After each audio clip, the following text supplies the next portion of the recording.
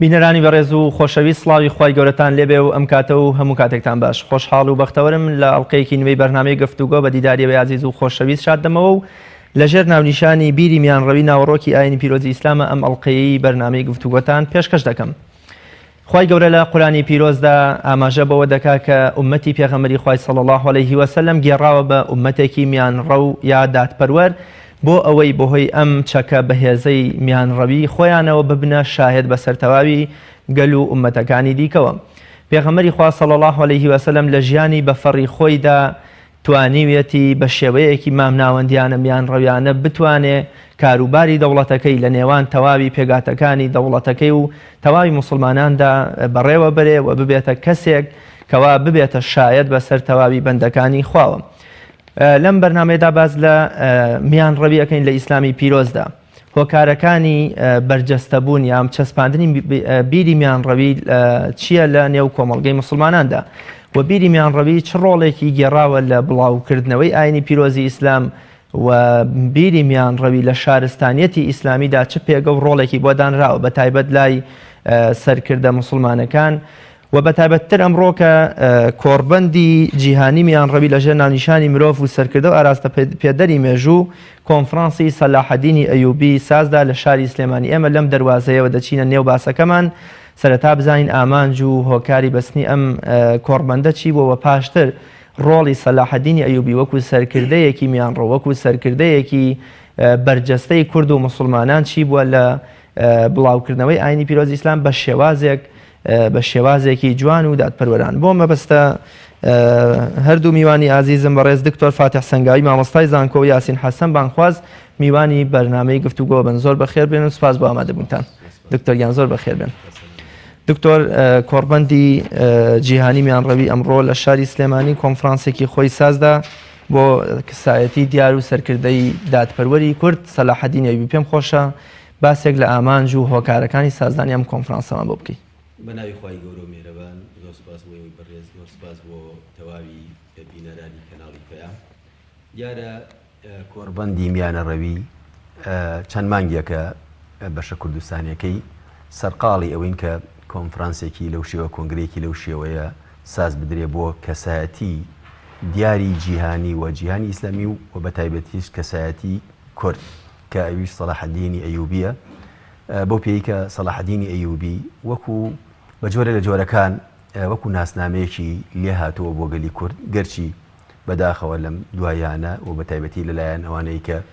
بانگەشەی ناسیۆنالیستی ئەکەن بە جۆرێک لە جۆرەکان ئەم کەسایەتیە پشتگوێ خراوە، ڕۆڵەکانی بە هەند وەرنەگیراوە، زۆر جار بگرێ دژایەتی کراوە لە ژێر ناوی جۆرا و جۆرە. لە کاتێکە ئێمە لە هەموو مێژووی کووردا کەسایەتێکی لەو جۆرە کە ناوبانگێکی جیهانی و ناوبانگێکی لە جیهانی وەکتم هەموو تەواوی دنیاوە دوجار لە جیهانی ئیسلامیا و دواتریش لە ناو کووردا کەسایەتێکی لەو جۆرەمان نییە. بۆیە کۆڕبەند بیری لەوە کردەوەکەوە کۆنگرەیەکی تایبەت بۆ ئەم کەسایەتیە بگرێ بۆ ئەمەش چەند مانگێک گوڵی بەدوای ئەو مۆزوعەوە بووین بەڕاستی لەوەی کەوا کۆمەڵێ توێژەر کە هەندێکیان پسپۆڕی وردیان لەو بابەتە هەبوو، هەندێکیان وگوڵی بە جۆرە لە جۆرەکان پەیوەندیدار بوون بەو بابەتەوە کارنامەیەکی لەو شێوەیە سازرا بەهۆی هەندێک ڕووداوی سیاسی کوردستانەوە دواخرا بەڕاستی. لەم کارە کە ئەمڕۆ گوڵی پیشانی خەڵکی کوردستان درا کۆمەڵێ توێژینەوە کۆمەڵشتی جوان پێشکەش کرا و قسە لەسەر ئەوە کراکەوە لە چەند ڕوویەکەوە باسی ئەم کەسایەتیە بکرێ، ینی بەپێی کۆمەڵێت تەوەر بۆ نمونە لە تەوەری ژیان نامە و کەسایەتی سەلاحەدینی ئەیوبی، تەوەری بۆ نمونە لایانی سەربازی و ئەوانە، لایانی هەتا هەندێک قزای ئەخلاقی لە لای سەلاحەدینی ئەیوبی، هەندێک بابەتی تایبەت بە ژیار و ئەوەی کە پەیوەندی بە شارستانیەتی ئیسلامیەوە هەیە. ینی بەپێی کۆمەڵێ محور کۆمەڵێ بابەتی گرنگ کە کۆمەڵێ توێژەر لە دەرەوەی کوردستان و لە ناوەوەی کوردستان و ناو کوردستان لە سێ پارچەی کوردستانە خەڵکییا بەشدار و بە توێژینەوە جگەل لە توێژەرەوانی دەرەوە. ئەمە وەکوتم هەوڵێک بوو بۆ زیاتر ناساندنی کەسایەتیەک کە کورد ئەبێ شانازی پێوە بکە و ئەبێ باەخی ئەو کەسایەتیە بە هەند بگرێ. خەڵکی زۆر جار یا مێژووی نییە یاخود هەندێک جار ئەو کەسایەتی زۆر زەخیان نییە بەدوای ئەوە ئەگەرن خەڵکێک دروستکەن لەو بابەتە بەڵام کورد خۆی ئەو کەسایەتی زۆر بەناوبانگەی هەیە کە کاریگەریەکی زۆر گەورەی بەجێهێشتەوە بەڵام لەلایەن وەکوتم پێشتریش لەلایەن نەوەکانی خۆیەوە پشتگوێ خراوە و دژایەتیشی کراوە کە ئەمە بەڕاستی هەڵەیەکی گەورەیە بە هەموو پێوەرێک هەڵەیەکی گەورەیە کرێ بۆیە کۆڕبەندی میانە ڕەوی ئەم کۆنگرێ ئەتوان بڵم جیهانی ئەگەر زۆر تەواویش هەموو پێوەرەکانی بەسەرا پیادە نەکرێ سازیدا و توان بڵم توێژینەوەی باش لەو ڕووە پێشکەش کرا. دەرەنجامی کۆڕبەندەکە بە چی گەشتیان بۆ منە بە چه ئەنجامێک گەشتن لەو کۆنفرانسەدا؟ بەڵێ لەو کۆنگرە نایبنی کۆنفراز نایبنەی مولتەقە هەر شتێکە ڕۆژێک ئێمە حەقەت لە بناغەدا 2 ڕۆژ بوو بەڵام هەندێک لە توێژەرەکان نەیانەتوانی بێن بەهۆی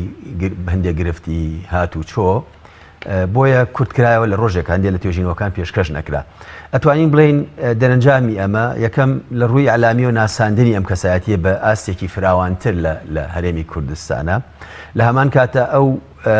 توێژینەوانەی کە پێشکەش کرا کە دوجارەکرێت کۆ بکرێتەوە لە کتێبێکە جگەلەوەی کە بە ڤیدیۆش تۆمار کراوە ناساندنی ئەم کەسایەتیە لەم با بڵین تەوەرەجی لەم لایەنە جۆرا و جۆرەوە کە ئەمەش بۆ خۆی گرنگی و بایەخێکی هەیە کە ناساندنی ئەم کەسایەتی وە گرنگی کەسایەتی سەلاح الدین تەنانەت لە وەکتم لە ڕووی کەسایەتی شخصیەتی خۆیەوە لە ڕووی هەتا یەک لە توێژینەوەکان باسی دیبلۆماسیەتی سەلاح الدین بوو لە کۆمەڵی ڕووی تری قیەمی و زانستی و فقهی و تەنانەت ڕۆڵی ئافرەت ئەمانە هەمووی کۆمەڵە شتی جوانن کە تۆ ئەتوانی بەگەڕانەوە بۆ ئەو مێژووە دەری بخەیکەوە چۆن کورد بەشداریەکی کارایی بووە لە جیهانی ئیسلامیە و کەسایەتیەکانی کورد کەسایەتی سەربازیەکانی کەسایەتی زانستیەکانی ئەو هەموو مەدارس و قوتابخانەی کە لە سەردەمی سەلاح الدین ئەیوبیا کراوەتەوە کۆمەڵە ناوی دیارمان هەیە بۆ دروست بووە کە ئەمە شەرەکەی ئەتوانین لە کۆمەڵە ڕۆوە بۆی بچین تۆ جارێکی ترەوە بڵێ مێژووی خۆت کە مێژوویەکی پڕ لە شانازیە لە زۆر ڕوویەوە باسی سەردەمی سەلاح الدین خۆیەکین بیزات هەر خۆی زیندووکردنەوەی ئەمە چۆنەڵی جێی بایەخە لە هەمان کاتیشە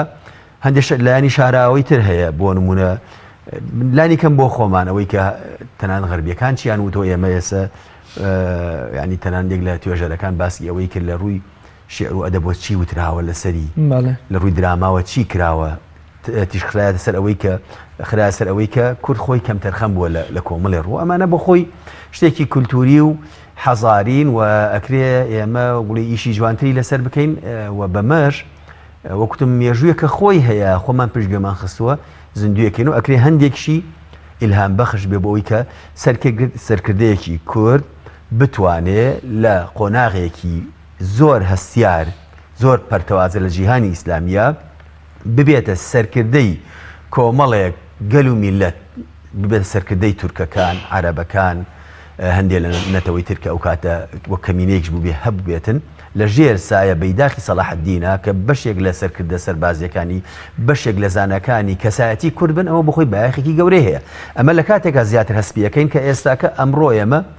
چ قورساییەکمان هەیە دوای یعنی نزیکە 800 ساڵ ینی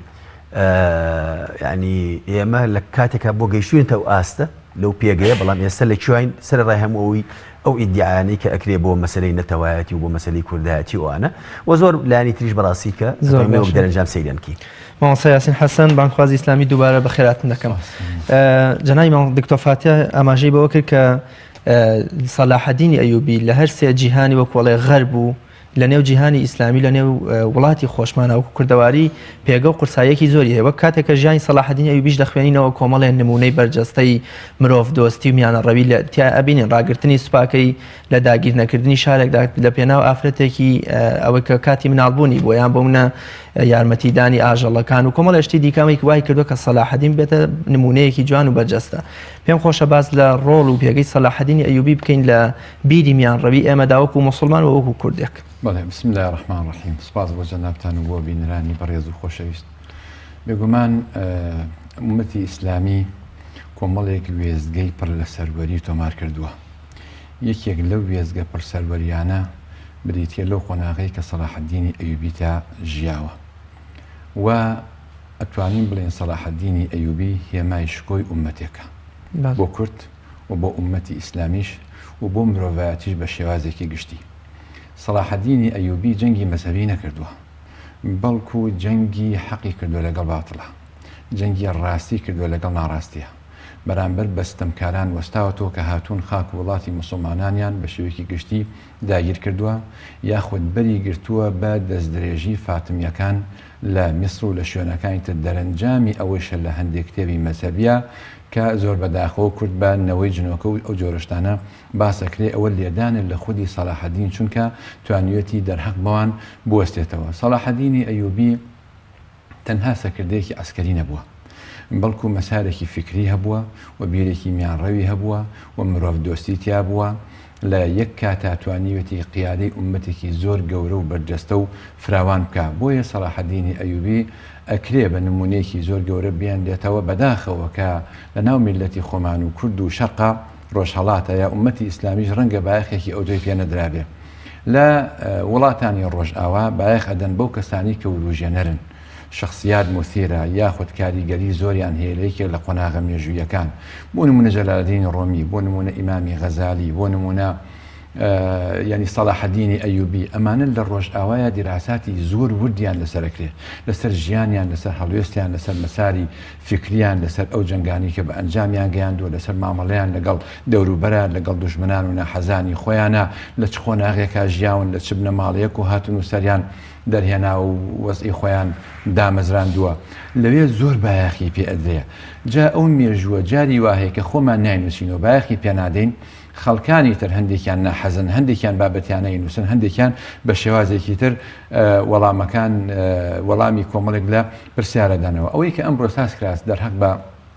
سەلاحەدینی ئەیوبی ئەگەر هیچی نەوە بێ ئەو دەستکەوتی هەبوو کە وروژاننێکی تیاو بۆ کەسایەتی سەلاحەدین لەلایەن کوردەوە بایەخ ئەدێ بەم جۆرە کەسایەتیە. دوای ئەوەی کە وەڵامی کۆمەڵێک بابەدرایەوە بیری نەتەواتی لای سەلاحەدینی ئەیوبی. سەلاحەدینی ئەیوبی لە بیری ڕۆژهەڵات ناسەکان و بە قەڵەمی ئەوان چۆن بۆی ئەڕوان لە ڕۆژ ئاوا بە شێوەیەکی گشتی چۆنی بۆ ئەڕوان مامەڵی سەلاحەدین لەگەڵ ناحەزان و لەگەڵ دوشمنانە کە هاتوون وڵاتی ئیسلامیشیان داگیر کردووە. ئایا سەلاحەدینی ئەیوبی توانیوەتی دەوڵەتێک بۆ کورد دروستکە یاخود نەویستوە دەوڵەتێکی کوردی دروستکە؟ ئایا بیری ناسیۆنالیستی و نەتەواتی لە سەردەمی سەلاحەدینە هەبووە یان نا؟ ئایا سەلاحەدین تاوانبارە؟ ئایا سەلاحەدین وەک ئینسانێ وەک کەسایەتیەک جانبی سلبی و جانبی ئیجابیشی بووە؟ لە کامیان زیاترە کامیان سەرکەوتووە؟ ئەوەی کە ئێمە پێگەشتوین سەلاحەدین کەسایەتێکی گەورەیە، کەسایەتێکی وروژێنەرە، کاریگەریەکی زۆر زۆری بووە و خاوەنی بیرێکی میانڕەو بووە، مەساری مێژووی گۆڕیوە، شکۆیەکی بەرزە بۆ ئومەتی ئیسلام. مامۆستا یاسین زۆر جار خەڵک پێی وایە ئایا ئەمە قسەی ناحەزان بەیام هەر شتێکە و لە ناخی خەڵکە وەکوڵێت چرۆی کردووە کە پێی وایە کەسە سەربازیەکان ئەوانەی کە شۆڕش و ئینقیلاب و بۆکڵێ ڕوبەڕووبوونەوەیان هەیە لەگەڵ سوپای دژمندا ناتوان میانە ڕەو بن. ئایا سەلاحەدین چۆن توانیوێتی لەگەڵەوەی کە دەوڵەتێکی گەورەی وەکو دەوڵەتی ئەیوبیەکانی بەدەستەوە لەگەڵەوەی کە بەرەو ڕووی سوپای خاچپەرستان وەستاوەتەوە و مێژوویەکی پڕسەروەری بۆ خۆی و بۆ ئیسلام بۆ کوردیش تۆمان کردو، چۆن توانیوێتی میانڕەوانە هەر خۆی بە میانڕەوی بهێڵێتەوە میانڕەوانەش ئەرکەکەی بە سەربەرزی جێبەجێ بکە؟ ئەگەر لێرە بچینە سەر باسی میانڕەوی، ئەگەر پێناسی میانڕەوی بکرێ ڕەنگە خەڵکێک بە هەڵەتێک گەشت بێ. خەڵک وا بزانێت کە میانڕەوی بریتێ لە نەرمەڕەوی یاخود بریتێ لە تەهاون یاخود بریتێ لە تەنازول، ئەوە وانە بۆ شێوازە نییە. بیری میانڕەوی ئەمەگەر بۆ نمونە ڕەنگە نازانم دەرفەتم ئەبێ ئایا من ئەگەر پێناسی بکەم یا بەوردی یا دیارە بچین ناو بابەتەکەەوە. بیری میانڕەوی تەبعەن ئەم مستەڵەحە مستەڵەحێکی قورئانیە و لە سونەتی پێغەمبەری خوا صلی الله علیه و سلم هاتووە بە کۆمەڵێک دەستەواژە ئاماژەی پێکراوە. خوای گەورە لە قورئانی پیرۆزە تەبعەن لەسەر سێ تەوەردێ. تەوەرێکیان بریتێ لە اعتیدال، وكذلك جعلناكم أمة وسطا يعني عدلة، يعني عدلة لا يكتروا بمعنى خيرية ديت كأما خيرته أما شاكتر أما باشترا. وكو بيغمبري صلى الله عليه وسلم كان أوسط العرب نسبا، يعني خيرهم، يعني باشترين يعني بوا بوعتها كتر ديت بمعنى باش لنيوان دو خرابة، باش لنيوان دو خرابة. أمج لقرآن في روزة أم مفهوم زورة ولا تجهر بصلاتك ولا تخافت بها. بونمونا والذين إذا أنفقوا لم يسرفوا ولم يقتروا وكان بين ذلك قواما. ولا تجعل يدك مغلولة إلى عنقك ولا تبسطها كل البسط ليرة أمي ما بس ما بيه مفهومي سيما زياتر كإنسان نيوندك بقري لنيوان دو خرابة بو نمونة بو يشتكرون بيتوا آزاياتي إما بيمان وامي عربية بله خودی ئازایەتی ئەمە پێمان وایە میان ڕەویە بۆ چونکە ئەگەر ئازایەتی نەبێت ترسنۆکیە ئەگەر زیاتر بێت جۆرێکە لە سەرکەشی و تەهەور بۆیە ئازایەتی لەو نێوەندەیە بریتە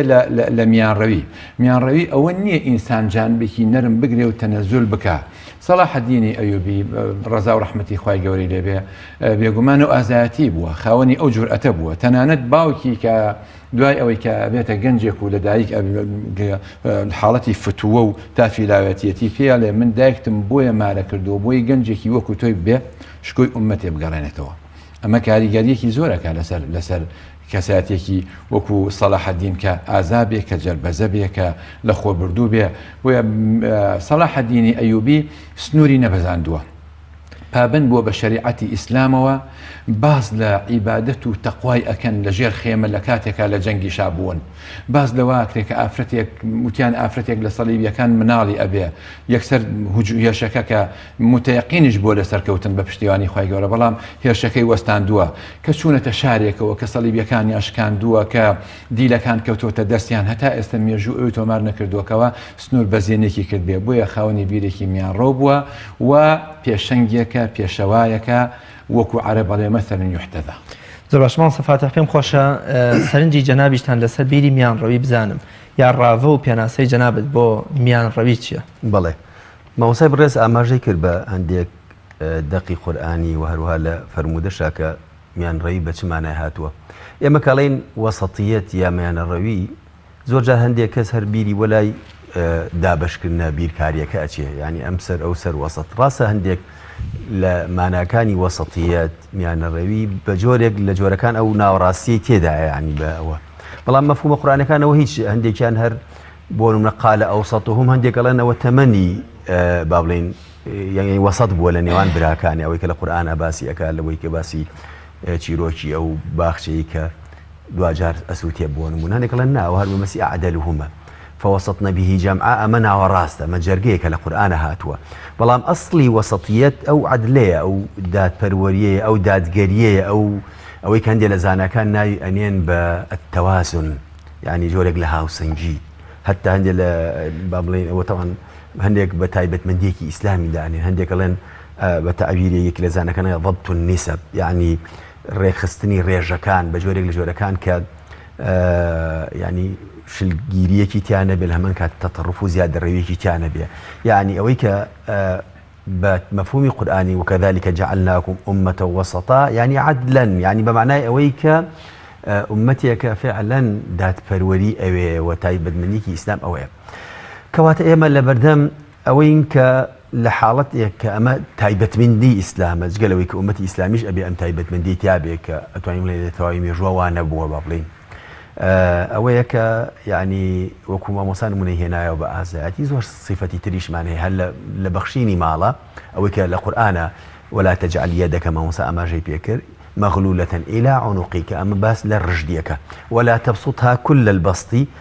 لە هەمان کاتشا زیادەڕەوە نابێ ینی ئەوە نەدەستە فراوان بێ هیچت فتقعد ملوما محسورا کەواتە بۆ نمونە میانەڕەوی لە تێگەیشتنە ئیسلامیەکە بریتە لە حاڵەتە سروشتیەکە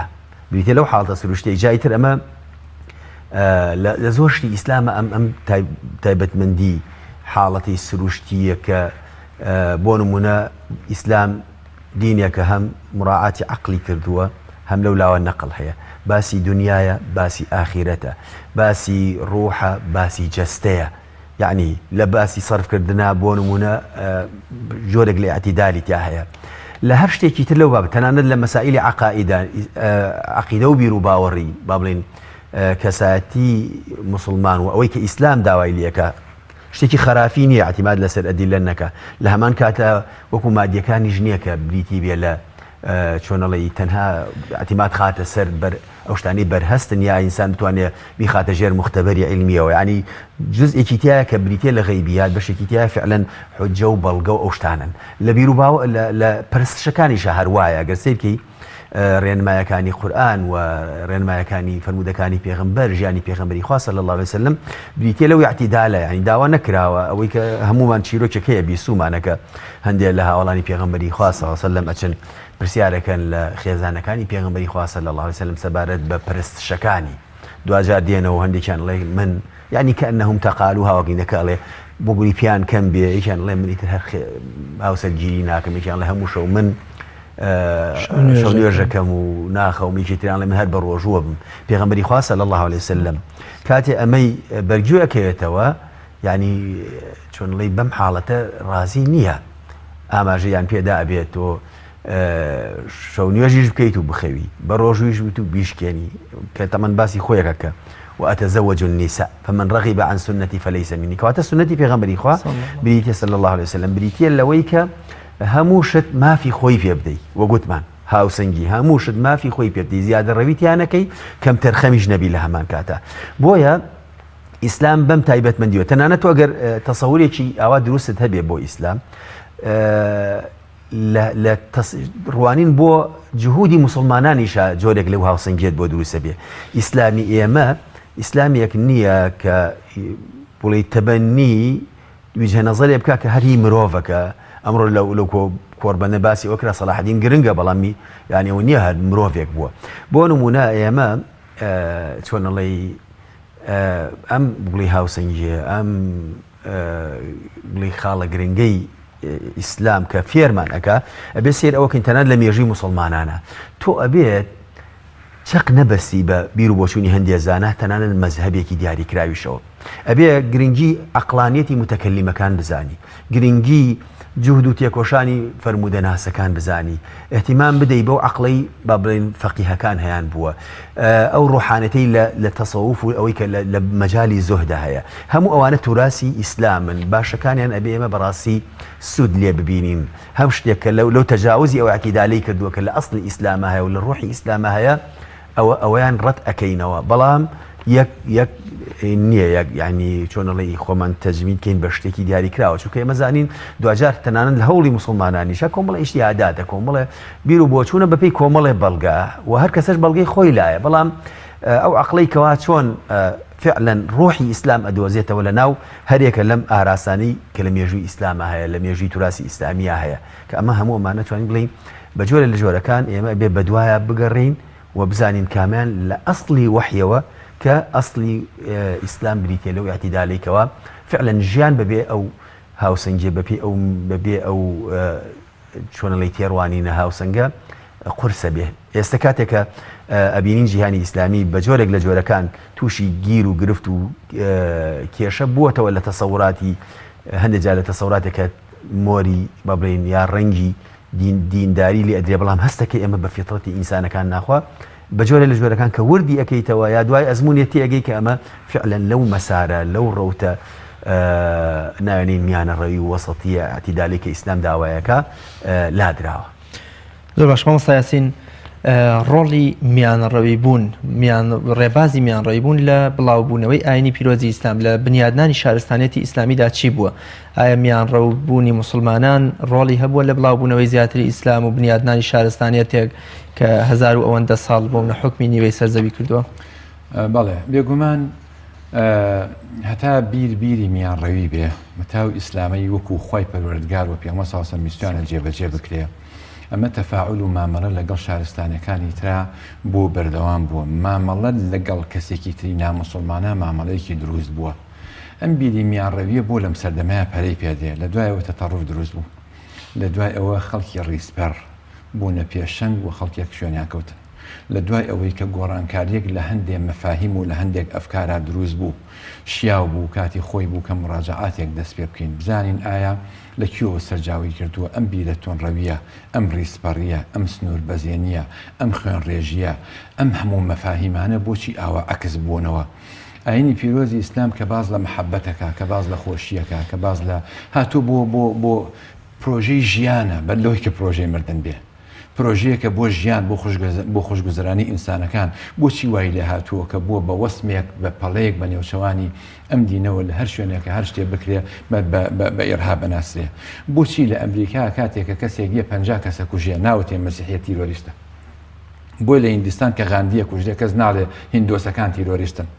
بۆ کە لە شوێنێکتر مسلمانێک کاتێکەوە لە شتێکی لە دەست ئەقەومێ کارە ساتێک ئەقەومێ هەڵەیەک ئەکا یەکسەر ئیسلامی پێ تاوانبارەکرێ لێرەوە ئێمە ئەکرێ بڵێن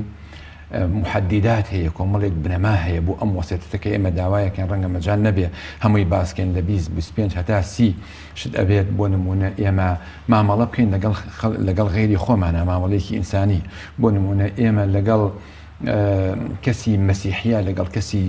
یەهودی نەک سەهیۆنی بۆمان هەیە کەوا مامەڵە بکەین چۆن ئێمە بۆمان هەیە ژنی لێبێنی ژنیان لێبێنی ژنیان لێ بخوازین چۆن بۆمان یەکە مامەڵێکی دروستیان لەگەڵا بکەین لەم منطلقەوە ئەگەر بگەینەوە بۆ ئاەتەکە خوای گەورە کە لە قورئانە فەرمێ وەکەذلك جعلناكم أمة وسطا يعني أمة عدلا بۆ بەلامی تعلیل ئەیهێنێکە فەرمێ لتكونوا شهداء على الناس شهداء يعني چی لتكونوا حاضرين على الناس ئێمە شتێکمان هەیە پێوتێ حضور شتێکمان هەیە پێوتێ وجود لەگەڵ حضور لە یەک زۆر جیاوازن وجود یعنی تۆ کاریگەری لەسەر دروستەکرێ خۆ کاریگەری نییە بەڵام حضور یعنی تۆ کاریگەری هەیە لەسەر بەرامبەر لەسەر خەڵکی تر حضور دەلالە لە فاعلیەت و لە تەئثیر ئەکات خوای پەروەردگار ئەوێ کە ئێمە حضورمان هەبێت ببین بەشایەت بەسەر خەڵکوێن چی یعنی حضورمان هەبێ ئەم مەفهومەش لە چیا بەرجەستا بێ لە سوورەتی ڕەحمانە کە خوای پەروەردگارە فەرمێ والسماء رفعها ووضع الميزان ألا تطغوا في الميزان وأقيموا الوزن بالقسط ولا تخسروا الميزان میزان و خطابێکی هاوسەنگ لە کردارە لە گفتارە لە هەڵسوکەوتە لە مامەڵەکردنا هەڵسوکەوتێکی هاوسەنگمان هەبێ لەگەڵ کەسێکە موسڵمان نییە لەگەڵ کەسێکە لە ئێمە نییە لەگەڵ کەسێکە دوژمنشمانە کە لێشمان ئەکوژێ لەو کاتیانەی بۆ نمونە بێگومان کە باسی تۆغیانەکە تۆغیان بەزاننی سنوورە خسران کەمکردنە ئەم زیادیە ئەو کەمیە لە نێوان ئەو دوانە شتێکە کە پێوتێ ئاعتیدال کە پێی ئەوتێت تەوازن کۆمەڵێک مەفاهیم گۆڕانکاری زۆریان بەسەرهات بۆ نمونە مەفهومی قیتال لەگەڵ جیهاد لەگەڵ لە ئیسلامە زۆر تێکەڵ کرا هیوایە لە جیهاد ئیلا قیتال مع العلم وانە لە مەکەیت قیتال نەبووە بەڵام لەفزی جیهاد هاتووە کە فەرمەوە جاهیدهم به جیهادا كبيرا قیتالش لە مەرحەلەی مەدەنیە هاتووە بە چەند مەرحەلەیەکە هاتووە كفوا أيديكم قۆناغی یەکەمیان دوامینیان أذن للذين يقاتلون بأنهم ظلموا لدعايا أنجا فرمي ولا تعتدوا وقاتلوا في سبيل الله الذين يقاتلونكم كومالك مراحلي هي أما ناكري جنجي كسيك بيت خوي بأرزي خوي بيناسي أما مفهوم من بوب كاول الأرض واقع هذا كارثات يوكو سوريا اللي قومه لا کۆنگرەیەکی بەرفراوانی کۆربەندی میانڕەوی پار لە ساڵ نیوە پێشەسەر لە ئوردون سازکرا لەوێ ئێمە بانگێش کرابووینی کێبوونەوەی کە چوین بۆ ئەوێ کۆمەڵێک پسپۆڕ و بیریاری زۆر گەورەی جیهانی ئیسلامی هاتوون بۆ ئەوێ کۆمەڵە بەحسیان پێشکەش کرد یەکێ لەوانە حکوومەتێکی موقەتە دروست کرا معارەزەی سووری دروستی کرد کەسێک بووناوەکەیم لە یاد نییە لەگەڵ جێشی حڕ و ئەواناتیەکەن حکوومەتێکی انتقالیان دروست کرد بوو ئەمە سەرۆکی و حکوومەتە بوو هەستا خێتابێکیە لە خێتابەکە دەستی کرد بە گریان وتی گیرمان خواردەوە بەدەست بیری تونڕەوە بەدەست حاڵەتی زۆر ترسناکەوە ئافرەتێک لەفزێک بەدەمیا هاتووە کوڕەکەی یەکسەر تەقی لێ کردو و کوشتوتی سی فشێکی پێوە ناوتێتی تۆ کافر بووی تۆ مرتد بە یەکسەر کوشتووە کارەساتی شتی سەیسەری ئەگەڕایەوە ئێمە ئەمانوێ ئەم حاڵەتە نەبێ بیری میانڕەوی شرگیری نییە بیری میانڕەوی اعتیدالێکە وەسەطیەتێکە ئەو ئامانجەیە کە خۆی پەروەردگار دیاری کردەوە بۆی کە پێکرێت لە مەسەلەی خلافەتی ئیسلامیە کۆمەڵێک چەمکی گرنگ هەیە کە پێویستە قسەی لێ بکرێت ئایا خلافەی ئیسلامی لە سەردەمی خۆیان بووە باش لە سەردەمی سەلاح الدین ئەیوبیا بووە لە سەردەمی خلافەی ڕاشیدەیە بووە لە سەردەمی خلافەی عوسمانی ئەمانەیە بووە ئێستا سەردەمی دەوڵەتی قوتریە ئێمە ئەمانەیە کەسێ بێ 57 وڵات بکا بە یەک دەوڵەت بیکا بە یەک خلافەت ئەمە شتێکی مستەحیلە هەر یەکە دەستوری خۆی هەیە ئاوی خۆی هەیە ئاسمانی خۆی هەیە ژیانی خۆی هەیە قانون و مەجالاتی خۆی هەیە ناکرێت ئیتحادی ئەوروپی ناتوانێت بگرێت ئیتحادێک دروستەکەن ئەکرێت ئیتحادێک دروست بکرێت بەس ناکرێت لە مەفهومی وەلا و بەڕاءە وەلا و بەڕا کە ئێمە مامەڵەیەکی زۆر ترسناکمان هەیە لە مەفهومی وەلا و بەڕاءە یعنی تۆ باشە من کاتێکە کەسێکم خۆش بێ کە ناموسڵمانە گەر خۆشم بێ لەبەر ئەوی ناموسڵمان لەبەر دینەکەی بەڵێ و نابارم بەس لەبەر ئەوە خۆشم بێ کە بۆ نمونە دەستپاکەکەم خۆش بێتایە حاڵەتێکی بە زۆر بە ئاسایی بۆی بڕوانم و هەمووشمان تووشێم حاڵەت هابین فيك خصلتين يحبهم الله ورسوله مسلمان نبوة سرتها الحلم والأناة لە کاتێکا کە مثلا نەک ئەوە پێغەمبەری خوا صلی الله عليه وسلم یەکێک لە محدداتی میانڕەوی ئەوەی مامەڵە لەگەڵ حەزارەتی غێری خۆمانە بکەین یعنی ئێمە ئیلتیزام بکەین بە خصوصیەتی خۆمانەوە بەڵام منفتح بین کراوە بین بۆ مامەڵەکردن لەگەڵ ئەوانە بە ئالێتی نوێ پێغەمبەری خوا صلی الله عليه وسلم کاتێکە هات هەموو جاهیلەتی هەچی مروئاتی جاهیلی مرۆڤویستیەکانی جاهیلی پیاوەتیەکانی جاهیلی هەموو ئیلغا نەکردەوە هەموو ئیلغا نەکرد یەکێوانە کە جەنابی مامۆستا ئاماژەی پێکە یەکێ لەوانە لە حلفی فضوڵە بەشدار بووە یەکێ لەوانە کە کچەکەی حاتەمی طی کە گیرا بەدیلی پێغەمبەری خوا صلی الله عليه وسلم ئازادی کە فەرمی إن أباها كان يحب مكارم الأخلاق هەندێک شعر هەبووی زوهێری کوڕی ئەبی سەلما پێغەمبەری خوا صلی الله عليه وسلم کە بۆیان خوێندەوە ئەی فەرموو ئەڵەی لە سەردەمی ئیسلامە زوهێری کوڕی ئەبی سەلما ئەم شعرانەی وتووە بۆیە ئێمە پێویست بەوەکە کۆمەڵێک مەفاهیم و چەمک هەیە مراجعاتی بۆ بکەین تەئسیلێکی شەرعی بۆ بکەین بەبێ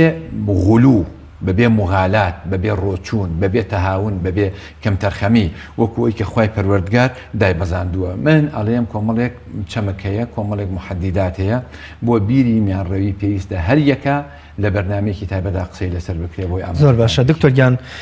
مامۆستا ئاماژەی بەوە کرد کە لە وڵاتانی ئەوروپادا ئەم هەموو کوشت و تیرۆر و شەڕانگێزیە هەیە بەڵام وەکوڵێ ئەگەر لە وڵاتی مسلمانانە بەردێ لە ئاسمانەوە بکەوێتە خوارە ئیدی ئیسلامەکەنە ئاینی تیرۆریست و ئاینی کوشت و کوشتار و ئەمە چۆن لە سەردەمی زوجدا هەر بەرامبەر بە ئیسلام ئەوروپا ئەم ململانەیە فکری و سەربازی هەبوو هەمیشە بە چاوی دوژمنایەتی و ڕقەوە سەیری جیهانی ئیسلامی کردووە چۆن ئێمە ئێستا بە بیری میانڕەوی بتوانین بەرەو ڕووی پلان و قسە و تان و تەشەری ئەوروپا بینەوە ئایا بیری میانڕەوی کافیە بەوەی کە ئێمە بتوانین خۆمان لە بەردەم هێرش و پەلاماری جارێکی دیکەی غەربە خۆمان بگرین و خۆمان پارێزین بەڵێ تۆ سەرەتا پرسیارێکە کرد لە مامۆسای بەڕێز ئایا وەسەڵتیە چه دەورێکیە بۆ لە مێژووی ئیسلامیە من ئەمێ بچمە سەر ئەوەی کە بڵێم ئێمە جارێ ئەوە بزانین بۆ ئەوەی تەجاوزی حاڵەتی سەلبی بکەی لە ناو مسلمانانە ئەبێ جارێ ڕەخنەیەکی باشی ئەو مێژووە بکەین کە فعلەن لە زۆربەی مەقاتەعەکانیە لە زۆربەی قۆناغەکانیە ئەوەی کە ئێمە ناومان ناو هاوسەنگی یاخود ئاعتیدالی ئیسلامی یاخود میانەڕەوی تەجاوزی کردووە یعنی وەکو باس لە مسلمانانەکەین بۆیە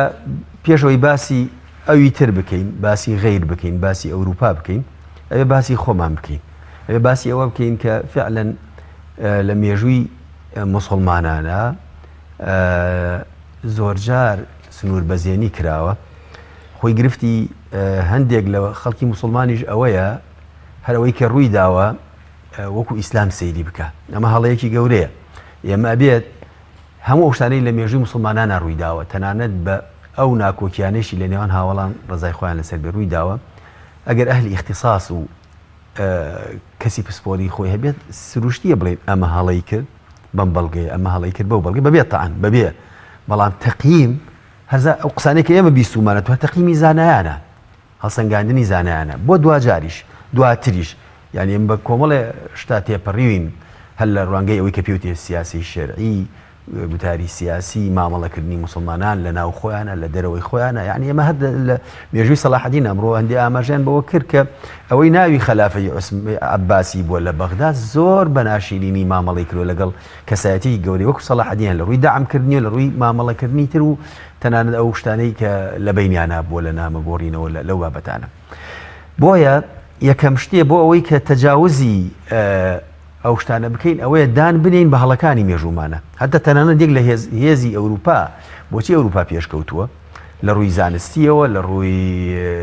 زۆر شتی ترەوەکە پەیوەندی هەتا بە هەندێکی پەیوەندی بە قیەمەوە هەیە ئەوەیە کە هەموو بەردەوام ئەمان کۆمەڵە زانا کۆمەڵە مفەکریان بووە یەکێک هاتوو نەزەریەکی تەرح کردووە یەکێکی تر جای وای خوێندکارەکەی خۆی بووە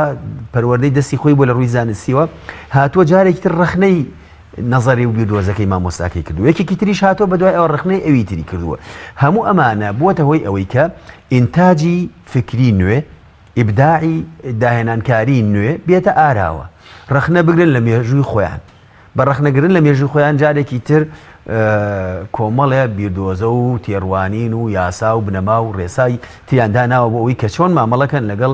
ناوخۆیانە خۆی ئێستا ئەوەی کە ئەوروپا پێی گەیشتووە ئەگەر لە ڕووی جەنگ و کوشتار و بڵین چەند قاتی مێژووی مسلمانانە و ئەوروپیەکان ئەتوانین بڵین بە ملیۆنان خەڵکیان لە خۆیان کوشتووە و لە غەیری خۆشیان کوشتووە بەڵام دوجار پند وەرەگرن لە مێژووی خۆیان ئەتوانن پێکەوە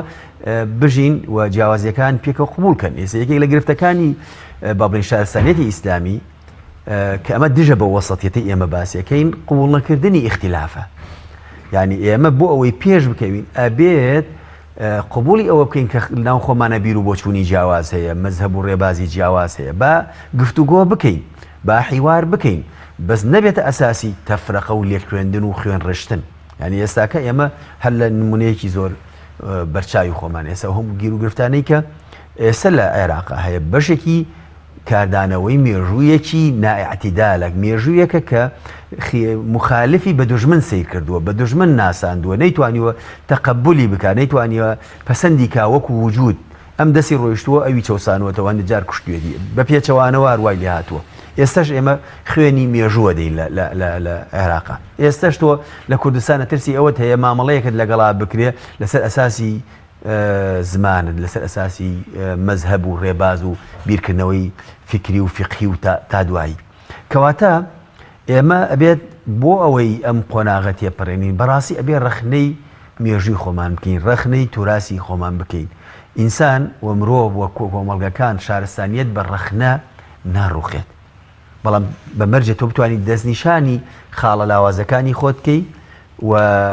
خاڵی قووەت و بەهێز بینیتەوە بۆ ئەوەی کە مامەڵە بکەی لەگەڵ چواردەوری خۆتە. ئەوجا ئەوی تری ڕۆژ ئاوای حتمما ئەویش لە قۆناغێکە ئەوروپیەکان خەڵکێک بوونە ئەسڵەن تەنزیریان کردووە بۆ ئەوەی کە پێوتری ڕەگەز پەرستی، با بڵین جنس و ڕەگەزی ئەوروپی لای ئەوان جنسی باڵا بووە، خەڵکی تر نزمتر بووە، تەنانەت خەڵکەکانی غەیری خۆیانیان پۆلێن کردووە بە چەند ئاستێک لە ڕووی مامەڵەکردن لەگەڵیانەوە. ئەمە عەقلی وایە، ئەوە چی وایە، ئەمە جنسی ئەوروپی بڵێ بەرسرە و تا ئەگاتە ئاسی مەسەلەی سۆپەرمان لە قۆناغێکی ترە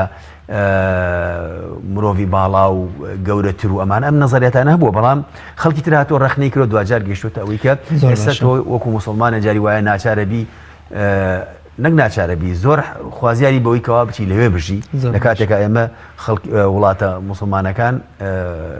سێرەکەی ناتوانن ئەو ئارامگەیە بن بۆ زۆر باش. ماڵ سیاسین کۆتا پرسیارم بۆ جەنابێت شوێنەوار و بەرهەمەکانی میانڕەوی لە ژیانی ڕۆژانەماندا چین؟ هەم بەرهەمەکانی بە شێوەی گشتی و هەم ئەچ ئاسەوار و کاریگەریەکیش لە ژیانمانە لە بەرەو پێشچوونمانە لە جوانکردن و بەرجەستەکردنی جارێکی تری ئیسلام ئەو ئاسەوار و کاریگەریانە چین؟ پێغەمبەری خوا صلی الله عليه وسلم کە دەوڵەتی ئیسلامی دامەزان لە مەدینە، لەو دەوڵەتەیە مسلمانی تیابوو، منافقی تیابوو، جوولەکەی تیابوو، نەساڕای نەجرانش چوبن بۆ ئەوێ لەگەڵ هەر هەمیانە مامەڵەیەکن مامەڵەیەکی دروست. بۆیە هەتا ئاشتی و ئاشتەوایی هەبێ بەرهەمی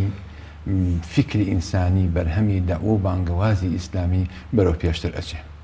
یەکێک لە گرفتەکانی ئێمە کە ئەمڕۆ تووشمان بووە، سەوڵای پرسیارەکەی جەناب شتێمەوە، گرفتەکان کە تووشمان بووە مامەڵەکردنی ئێمە لەگەڵ کولتوری ئیسلامیە کە ئەم کولتورە جیاوازە، فەهمە لە وەحی لە نصوصی قورئان لەگەڵ سنەتی پێغەمبەری خوا صلی الله عليه وسلم. ئەم کولتورە زۆر بەداخەوە هەندێک تەقدیسیەکە، هەندێک تەبخیسیەکە، هەندێک بە پیرۆز دایانێ،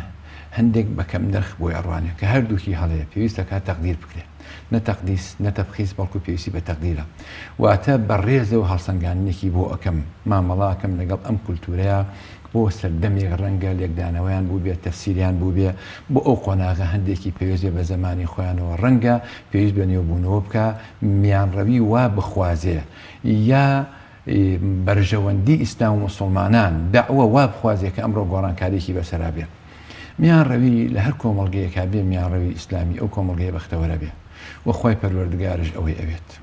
خۆی پەروەردگار ئەوەی ئەوەیەکە دەعوە سلمی بێ، دەعوە ئاشتەوایی بێ و ئیسلام بریتی بێ لە مای خێر و خۆشی و بەرەکەت بۆ خەڵکی. کۆمەڵگە دوور بێ لە کوشت لە کوشتار، لە خوێنڕێژی، لە ئاژاوە، لە بەربڵاوی فیتنە و فەساد و ئەو حاڵەتانە. لە ڕۆژ ئاوایە کە مەسیحیەت ئیدعای مەحەبەتی تایە وشەی حب و خۆشەویستی زۆر دووبارەکەنەوە، بەڵام هاتن حروبی سەلیبیان کرد.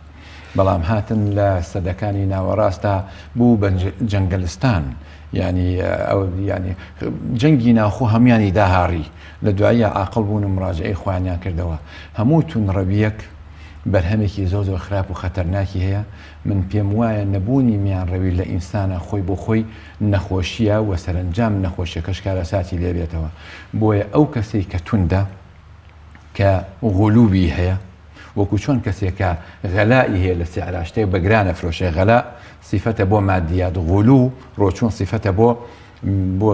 تونڕەوی بۆ حاڵەتی معنەویات هەر کەسێک کەوا ئەو حاڵەتە تونڕەوی توش بوو بێ و لە میانڕەوی لایابێ نەخۆشیەکە سەرنجامی ئینحرافێکی فکریە ناژلێم هەموو تونڕەویەکان هۆکاری سوئی فەهمە هۆکاری تریشی هەیە بێگومان هۆکاری سیاسی هەیە هۆکاری اجتیماعی هەیە هۆکاری اقتصادی هەیە هۆکاری تەزویری هەیە لە انتخاباتەکانە کە نایڵن لە جیهانی ئیسلامیا بە شێوەیەکی گشتی کە نایڵن خەڵکانی تربیانە پێشەوە سەر بکەون هۆکاری چەوسانەوەی هەیە لەسەر ئەساسێکی تەبەقی لەسەر کۆمەڵێک بنەمای هەیە کە بیری میانڕەوی وەلا ناوە بیری پەرگیری لە هەندێک خۆناغا پەرە پێداوە ئێمە دەکەین کە ئینشاءڵڵا ئەم جۆرە کۆڕبەندانی کە سازەکرێەوە ئەم بیرە میانڕەویە کە بانگەشەی بۆ ئەەکەین کە خی پەروەردگار ئەوەیە کە بیرێکی قورئانیە سنەتی پێغەمبەری خوا صلی الله علیه وسلم تەبەنی ئەو حاڵەتەی کردووە ئەمە گەشە پێبین و ئاینی پیرۆزی ئیسلام سەل لە نوێ ببوژێتەوە بێتەوە مای خێر و بەرەکەت ئینشاءڵڵا زۆر باشە دکتۆر گیان پێم خۆشە گوێبیستی کۆتا قسە و سەرنجی جەنابیشت بم ئەوە کۆڵە بیکەینە کۆتایی بەرنامەکە بەڵێ والله یعنی مەسلەی بابەتی میانەڕەوی اعتیدال هاوسەنگی ئەوەی کەوتمان لە هەر شتێکا بێ فعلەن ئەیگەڕێنێتەوە بۆ حاڵەتە سروشتەکەی خۆی ئومەتی ئیسلامی کە بەم دۆخە گەیشتووە فعلەن ئەبێ مەدان بەوەدا بنین سەرەڕای کۆمەڵێ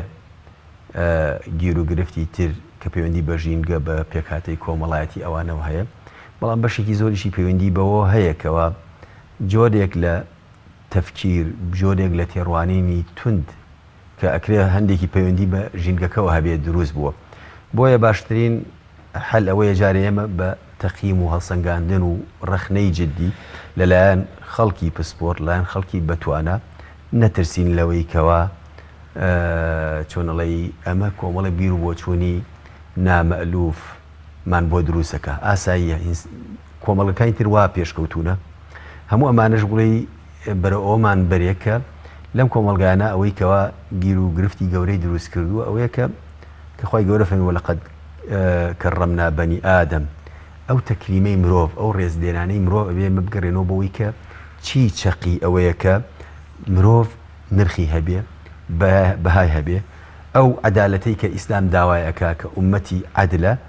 لەناو ئێمە بە بڵێن ونە یالانی کەم زۆر بەدەگمەن ئەبینرێ ئێمە ئەبێ ئەو چەمکانە چەمکی ڕێزگرتنی مرۆڤ و چەمکی دادگەری و عەدالەت ئیتر لە خێزانەوە دەست پێ بکە تا ئەگاتە لوتکەی دەسەڵات زیندوی بکەینەوە ئەمەش بەوە زیندووە بێتەوە بەشێک لەو توراس و مێژوەی کەوە بەرەنجامی کارلێکی مرۆڤە جای وایە لەگەڵ ژینگە لەگەڵ تەنان لە تێگەشتنیە بۆ دەق جای بکەینەوە لەگەڵ ئەسڵی وەحیە ئەسڵی وەحی هاتووە بۆی ڕێزی مرۆڤ بگیرێ و هاتووە بۆ ئەوەی کە ئینسان فعلا لەگەڵ ئەوەی خۆی بناسیێ بەڵام لە هەمان کاتە پیادەی عەدل و دادگەری بکە کە ئەمەوە گوتم ڕێزگرتنی مرۆڤ و گەڕانەوەی دادگەری لەناو ئێمە بڵین بە جۆرێک لە جۆرەکان پژوێ خراوە ئەبێ ئەو خەڵکانەشێکی خۆیان بە دڵسۆزی ئیسلام ئەزانن وا نەبینن کاتێ ڕێز بۆ مرۆڤ بگیرێتەوە ئەمە دژایەتی ئیسلامە عەدالەت تەطبیقە بێ بترسن لەوە تو ئەگەر خاوەنی دین و پەیامێکی بە عەدالەت بە جۆرێک بە ئازادی بەمانە لە ناو بچێ بکەوێتە مەترسیەوە کەواتە تۆ لەسەر حەقنی خۆت حەقەکەت نەناسیەوە بۆیە ئەترسی وەقسەی تر زۆرە بەڵام زۆر باشە پێچێت کاتی زۆر دۆسپاس بە ڕێزان مامۆستا یاسین حەسەن بانخوازی ئیسلامی دکتۆر فاتح سەنگاوی مامۆستای زانکۆ کە میوانی ئەم شەوی بەرنامەی گفتوگۆ بوون زۆر سپاستان دەکەم بینەرانی بەڕێز و خۆشەویست سپاس بۆ ئێوە عەزیزیش کە تام دەرفەتە بینەری بەرنامەکەمان متابە گەیشتنەوەی تر بەخوای گەورە مێرەبانتان ئەسپێرم خواتان لەگەڵ